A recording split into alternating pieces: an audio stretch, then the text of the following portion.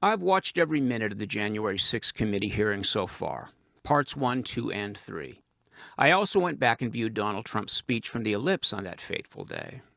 As many of you know, I tiptoed around my viewers after the election, trying to ease them into accepting Trump's defeat. But on January 7th, I taped this video and told them exactly what I thought. That after 4 long years of ruthless anti-Trump spin by elected Democrats and their media allies, and a historic effort to get the blue vote out, more people had simply voted against Trump than for him. Republicans had lost the White House. I didn't want to give this news to my viewers. I knew that I would be attacked as a traitor and a rhino. I also knew that my YouTube income would crater. I had a partner at the time. We'd always split proceeds from this channel 50-50, so I knew that he would suffer as well. He had chosen not to challenge the ever-mutating voter fraud narrative. Instead, he tried not to talk about it like so many other public conservatives. To his credit, he never tried to stop me from talking about it. But months later, when Stop the Steal morphed into Stop the Vax, and I stood just as strongly against that narrative, he cut his losses and left blue-collar logic. That was almost a year ago. I tell you this because this humble channel has undergone in microcosm what the Republican Party has gone through on a massive scale, what the conservative movement has gone through. And that is nothing less than a battle for its very identity. Let's start the truck and get into it.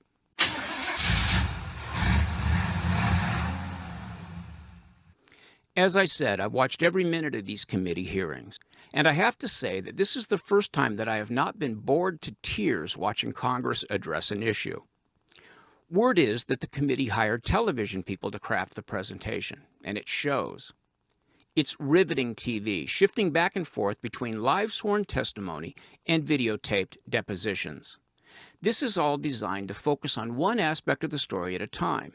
A question posed will be answered by the live witness. And then we see video of other witnesses answering variants of the same question. The witnesses are almost entirely Republicans. The live questioners are Democrats, however. And the same bias is present that we saw all through the Trump years. For example, if a question is posed to a witness about one of the theories being advanced by then-President Trump, that theory is called false or even ridiculous. Like this: when did President Trump first come to you with this ridiculous theory? Or, how long had President Trump been telling this lie by the time you got involved? Part 3 in this series is where the rubber really meets the road. The whole segment builds the case that Trump tried to push his vice president into disrupting the process taking place that day in the Capitol, the congressional certification of the electoral vote, and then did nothing to halt the rioting. They make the case fully. Trump did lean hard on Pence, and he may have put Pence's life in danger. This is the tweet that Trump sent while rioters were already inside the Capitol. According to staff members of Mark Meadows, Trump already knew they were inside the building. This is a sickening betrayal of presidential responsibility. But there is something encouraging going on here. The case that the committee is making hinges entirely upon the acknowledged integrity of many Republicans. The committee assails the character of Donald Trump and his legal advisors, but they heap glory on Mike Pence, his chief of staff, his legal advisors, and any number of other Republicans. People who told hard truths to President Trump repeatedly. Our Democrat opponents are spotlighting the two factions awkwardly sharing the GOP. Conservatives and Trumpists. These are not the same thing. Did Donald Trump ever order his minions to trash the Capitol? No, not in so many words. Last week, my former partner made a video mocking the claims of the January 6th committee. In it, he uses this 9-second clip. I know that everyone here will soon be marching over to the Capitol building to peacefully and patriotically make your voices heard. He contrasts that with clips of Democrats saying things at various times that sound a lot more like calls to violence. This is what partisan commentators do on both sides. The name of the game is "We are good and they are bad." My former partner isn't lying about the incredible hostility of Democrats toward Trump, nor is his clip untrue. Trump did indeed spend 9 seconds calling for peaceful protest. But this man, who had sworn to uphold our Constitution, had already spent 2 months convincing his minions that the country they love was being stolen from them. Apart from that one brief appeal for peace, he spent his address that day convincing his people that Mike Pence would, on that very day, either stall the certification in Congress or become a traitor to his country. The clear implication was that only they, Trump's disciples, could compel the vice president to, quote, do the right thing. You'd have to be willfully blind to think Trump did nothing to incite the Capitol Hill riot. We'll never know what would have happened if protesters had managed to get hold of Pence or Pelosi. My guess is that they would not have murdered them on the spot. I mean, somebody did erect a sort of gallows out on the lawn, but I'd bet money that it was intended as a prop. Still, I spent months of 2021 battling the politically driven anti-vax movement made up of Trump-addled Republicans.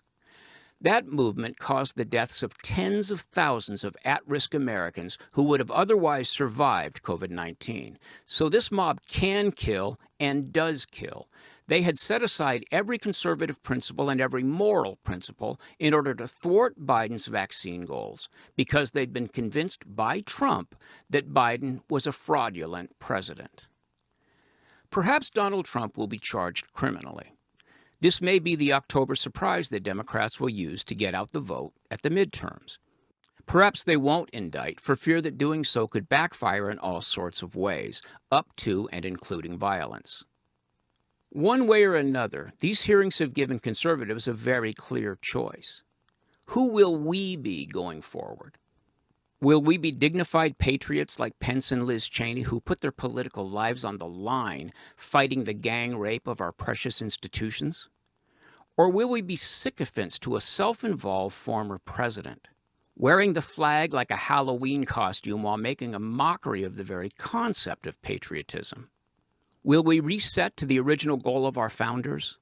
A government based in spirited but civil debate between the two innate political tendencies? The liberal appetite for new ideas balanced out by the conservative fondness for tradition? Or will we go on letting media profiteers on both sides buy beach houses with the spoils of our partisan anger and fear? I know which side I'm on. Listen, today is my birthday. I could retire and let this channel die. But I'd like to stick around and help map out a path to an America grounded in post-partisan common sense. Much gratitude to those of you who've continued to support my efforts through the links below.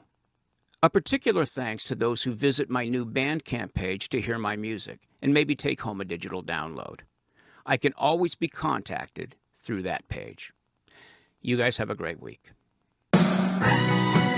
Thanks for watching. If you like this video, subscribe to our channel and then click the little bell to get notifications.